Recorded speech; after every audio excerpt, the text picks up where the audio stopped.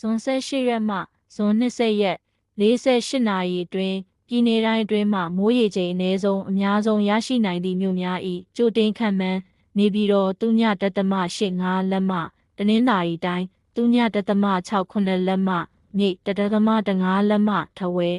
မွန်ပြည်နယ်1.02လက်မှရေး2.96လက်မှကြိုက်ထိုနှင့်85လက်မှကြိုက်ခမီကရင်ပြည်နယ်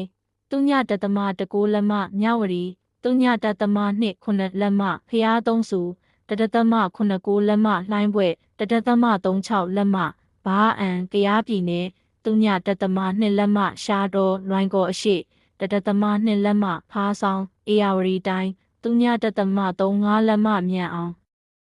2.8လက်မှပြင်စလူရန်ကုန်တိုင်း1.08လက်မှ3ခွ1.69လက်မှလဲကူပဲခူးတိုင်း0.34လက်မှပတီးကုန်း2.18လက်မှဝေါ်ရခိုင်ပြည်နယ်1.84လက်မှမြောက်ဦး4.48လက်မှဆက်သွားဂွာမြို့မြောက်ဘက်မကွေးတိုင်း0.33လက်မှပခုတ်ကူ0.52လက်မှတောင်တွင်းကြီးရှမ်းပြည်နယ်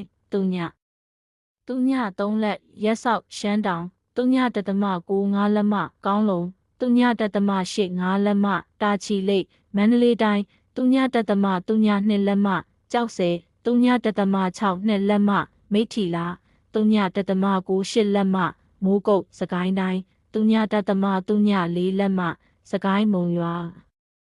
2.83လက်မှထမန်ဒီချင်းပြည်နယ်